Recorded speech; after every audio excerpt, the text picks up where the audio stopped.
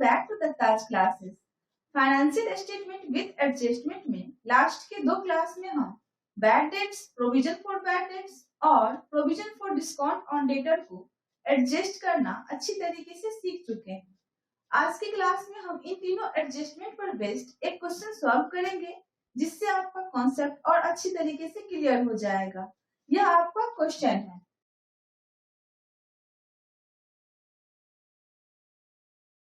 यह क्वेश्चन में trial balance बनाकर दिया हुआ है। नीचे कुछ एडजस्टमेंट है। हमें ट्रायल बैलेंस के हेल्प से और एडजस्टमेंट को ध्यान में रखते हुए trading and profit and loss account बनाना है और बैलेंस शीट बनाना है। यह trading and profit and loss account में सबसे पहले हम ओपनिंग स्टॉक को दिखाते हैं।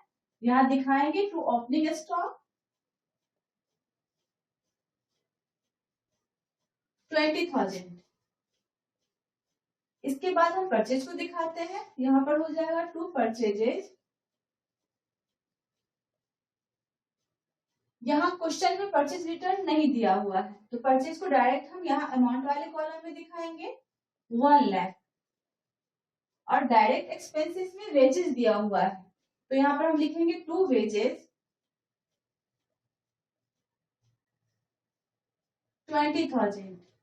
और इधर क्रेडिट साइड में सेल्स को हम दिखाते हैं, तो यहाँ लिखेंगे बाय सेल्स। यहाँ क्वेश्चन में सेल्स रिटर्न नहीं दिया हुआ है, यहाँ पर हम दिखाएंगे बाय सेल्स 5 लाख। और क्वेश्चन में कोई डायरेक्ट एक्सपेंस या डायरेक्ट इनकम नहीं है, यहाँ पर हम क्लोजिंग स्टॉक को दिखाएंगे, क्योंकि क्लोजिंग स्टॉक यहाँ एडजस्टमेंट में दिया हुआ है और जो ट्रांजेक्शन एडजस्टमेंट में दिया हुआ होता है उसको हम 2 जगह दिखाते हैं। तो क्लोजिंग स्टॉक को हम ट्रेडिंग अकाउंट में क्रेडिट साइड दिखाएंगे और बैलेंस शीट के एसेट साइड दिखाएंगे। यहाँ हो जाएगा बाय क्लोजिंग स्टॉक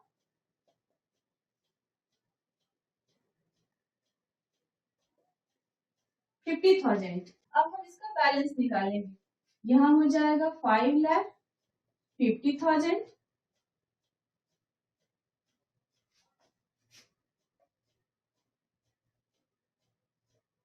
और यहाँ भी हम लिखेंगे 5 लाख 50,000। और जो बैलेंस का अमाउंट आएगा वो हमारा ग्रॉस प्रॉफिट होगा। यहाँ पर हम लिखेंगे टू ग्रॉस प्रॉफिट CD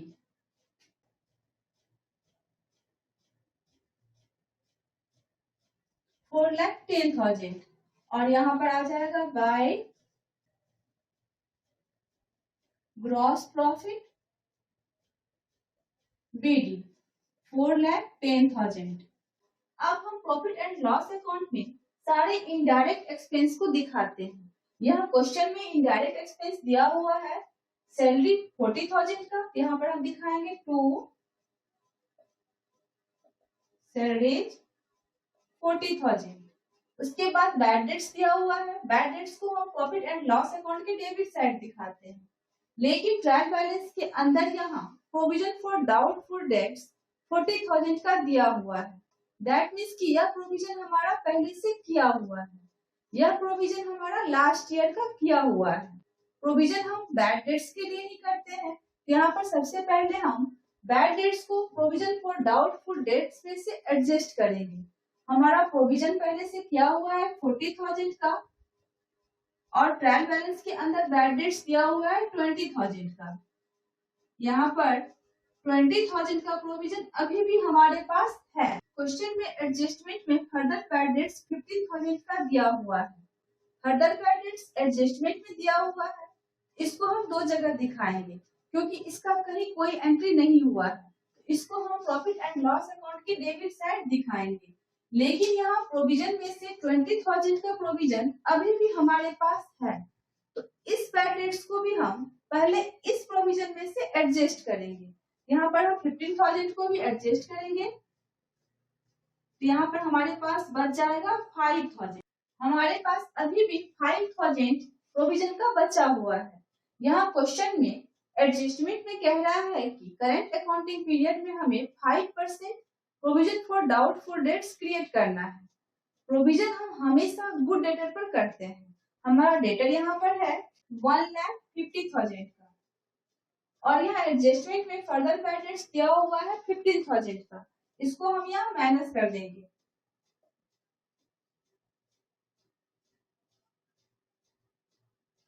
1,35,000 यह हमारा गुड डेटर है और इस पर 5% हमको करंट अकाउंटिंग पीरियड में क्रिएट करना है।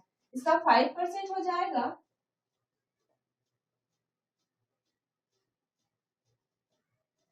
6,750। 6,750 हमको करंट अकाउंटिंग पीरियड में क्रिएट करना है, लेकिन पहले से हमारे पास प्रोविजन है 5,000 का, तो हम करंट अकाउंटिंग पीरियड में प्रोविजन करेंगे सिर्फ 6,750 में से हम जो पहले से प्रोविजन है उसको माइनस कर देंगे। हमारे पास 1,750 बचा। हम करंट अकाउंटिंग पीरियड में 1,750 ही क्रिएट करेंगे। अब हम प्रॉफिट एंड लॉस अकाउंट में इसको तरीके से दिखाएंगे। यहाँ पर हम लिखेंगे 2 प्रोविजन फॉर डाउटफुल डेट्स,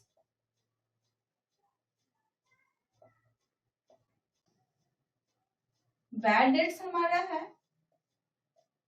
20,000 का और इसमें हम ऐड कर देंगे फर्दर बैड डेट्स को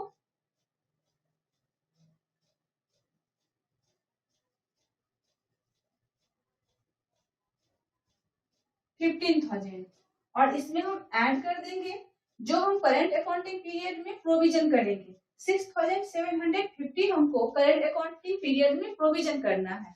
यहाँ पर हम लिखेंगे न्यू प्रोविजन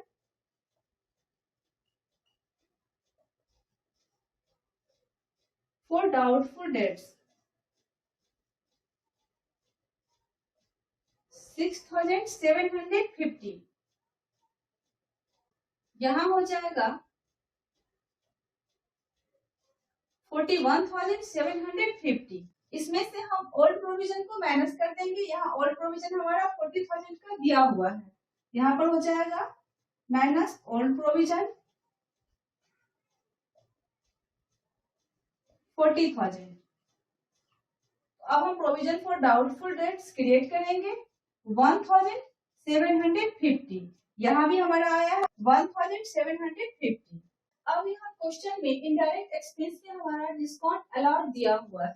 डिस्काउंट अलाउड हमारा एक्सपेंस है, इसको हम प्रॉफिट एंड लॉस अकाउंट की डेबिट साइड दिखाते हैं, लेकिन यहाँ ट्रायल बैलेंस के अंदर 7,000 का हम provision for discount on debtor किए हुए हैं। यह हमारा लास्ट ईयर का प्रोविजन है, तो डिस्काउंट अलाउड को हम प्रॉफिट एंड लॉस अकाउंट में डालने से पहले provision for discount on debtor से एडजस्ट करेंगे।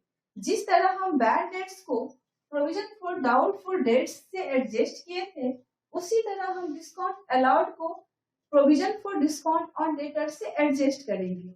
यहाँ पर provision for discount on debtor हमारे पास 7,000 का है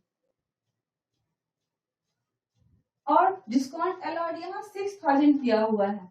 यहाँ पर हम एडजस्ट कर देंगे तो 1,000 का प्रोविजन अभी भी हमारे पास है। अब यहाँ एडजस्टमेंट में करंट अकाउंटिंग पीरियड में 2% का provision for discount on debtor हमको क्रिएट करने के लिए कह रहा है।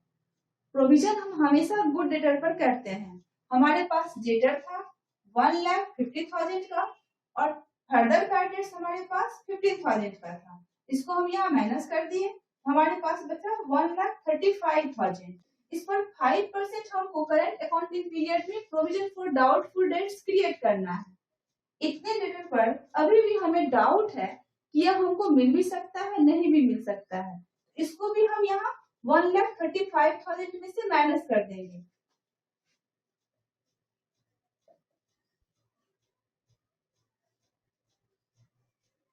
यहाँ पर रह जाएगा 1,28,250। इस पर 2% provision for discount on debtor हमको करंट अकाउंटिंग पीरियड में क्रिएट करना है। इसका 2% हो जाएगा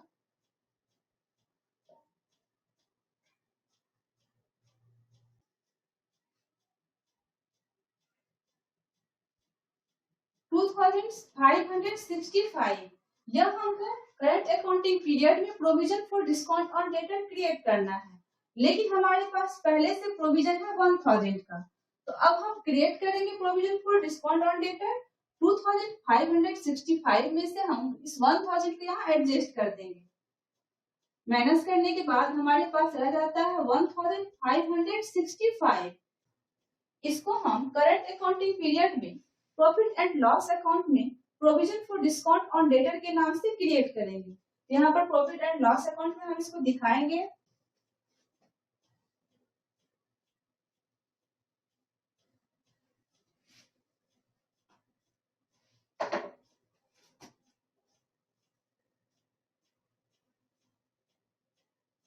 यहाँ लिखेंगे टू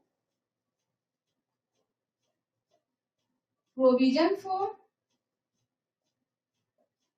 डिस्काउंट ऑन डेटर। सबसे पहले हम डिस्काउंट अलॉट दिखाएंगे।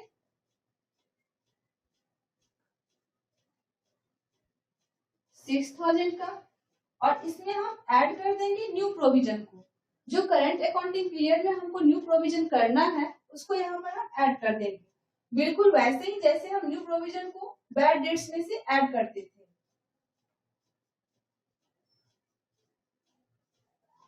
न्यू प्रोविजन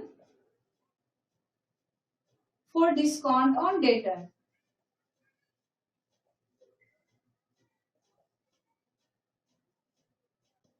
$2565, यहाँ हो गया 8565, और इसमें से हम माइनस कर देंगे ओल्ड प्रोविजन को। ओल्ड प्रोविजन हमारे पास 7000 का है, इसको हम इसमें से माइनस कर देंगे। ठीक वैसे ही जैसे हम ओल्ड प्रोविजन को प्रोविजन फॉर डाउटफुल डेट्स निकालने के लिए यहाँ माइनस करते थे, यहाँ हो जाएगा माइनस ओल्ड प्रोविजन 7000। 1565 हम करेंट अकाउंटिंग पीरियड में provision for discount on debtor create करेंगे। अब हम इसका बैलेंस करेंगे, और जो बैलेंस आएगा वह हमारा नेट प्रॉफिट होगा, और नेट प्रॉफिट को हम कैपिटल अकाउंट में ट्रांसफर कर देते हैं।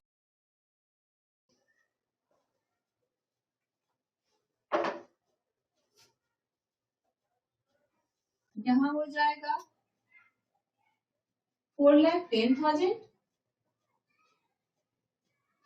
और यहाँ भी हो जाएगा 4,10,000, और यहाँ जो बैलेंस आएगा वह हमारा नेट प्रॉफिट होगा। तो यहाँ पर लिखेंगे to net profit transfer to capital account.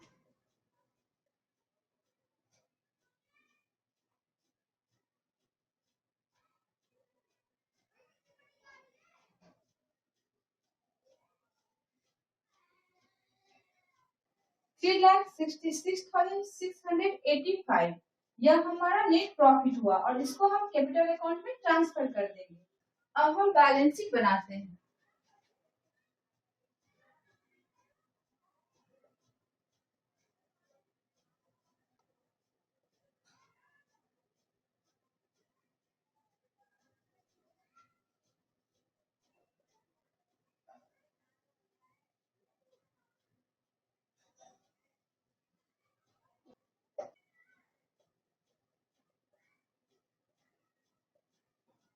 एक साइड हम लायबिलिटीज को दिखाते हैं,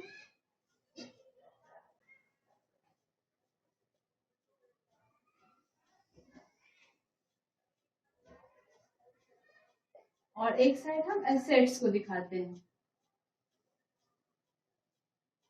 लायबिलिटी साइड कैपिटल हमारा दिया हुआ है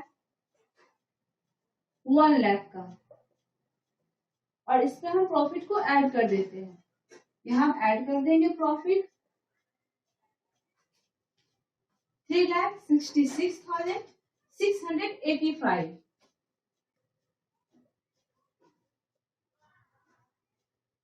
यहाँ पर कैपिटल हमारा हो जाएगा 4,66,865। एसेट साइड कैश हमारा दिया हुआ है 91,000 का,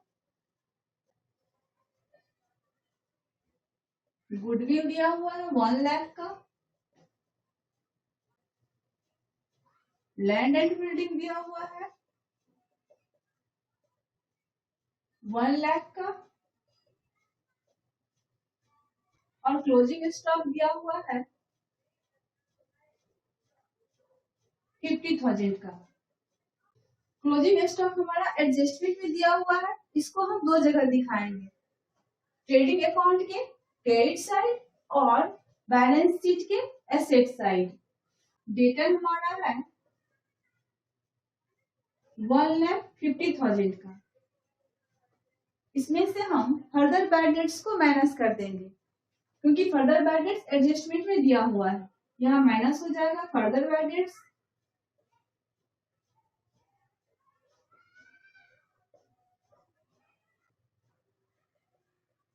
$15,000 हमारे पास रिटर्न आ जाएगा 1,35,000 का। और इसमें से हम माइनस कर देंगे न्यू प्रोविजन को, जो हम करंट अकाउंटिंग पीरियड में new provision for doubtful dates create किए हैं, उसको भी हम यहाँ माइनस कर देंगे, क्योंकि उतने डेटर पर अभी भी हमें डाउट है कि यह हमको पैसा देगा या नहीं देगा, उसको भी हम यहाँ माइनस करके दिखाएंगे, क्योंकि बैलेंस शीट में भी हम सिर्फ गुड डेटर्स को ही दिखाते हैं। यहाँ पर हो जाएगा न्यू प्रोविजन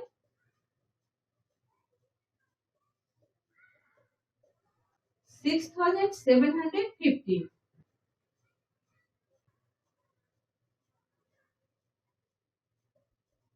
$1,28,250। इसका 2% हमें provision for discount on debtor के नाम से क्रिएट करना है, क्योंकि हमें यह विश्वास है कि 2% डेटर ऐसा है जो कि समय पर पेमेंट करेगा ही, और समय पर पेमेंट करने से हम उसको डिस्काउंट देंगे ही। तो डिस्काउंट देने के लिए हम पहले से प्रोविजन कर लिए हैं। हम जितना का डिस्काउंट डेटर को देंगे उतना हमारा डेटर का अमाउंट कम हो जाएगा। यहाँ पर हम उसको माइनस कर देंगे, इसका 2% minus provision for discount on debtor. यह हमारा new provision for doubtful dates है,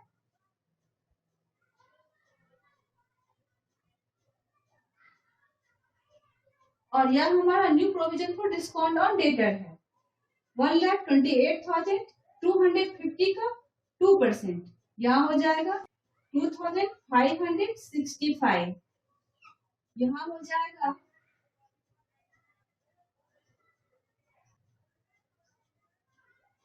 1,25,685। इतना हमारा गुड डेटर है, जिसको कि हम एसेट साइड डेटर के नाम से यहाँ दिखा रहे हैं। यहाँ हम ध्यान रखेंगे कि डेटर में से जो हम माइनस करेंगे प्रोविजन को, जितना प्रोविजन हमको करने के लिए कह रहा है पूरा पूरा उतना अमाउंट यहाँ हम माइनस करेंगे। एडजस्टमेंट का जो भी काम है वो हम प्रॉफिट एंड लॉस अकाउंट में करेंगे। यहाँ पर जितना हमको प्रोविजन करने के लिए कहेगा उतना कर देंगे। यहाँ पर हमको न्यू प्रोविजन 1,35,000 का 5% करना था, तो यहाँ पर पूरा पूरी 5% हम यहाँ कर दिए हैं। यहाँ हमको गुड डेटर का 2% provision for discount on debtor करना था, तो यहाँ पर हम 1,28,250 का 2% पूरा पूरी यहाँ माइनस किए हैं, और यहाँ पर हमारा गुड डेटर निकल गया है। अब हम बैलेंस शीट का बैलेंस निकालेंगे। यहाँ लायबिलिटी साइड हो जाएगा 4,66,685 और एसेट साइड हो जाएगा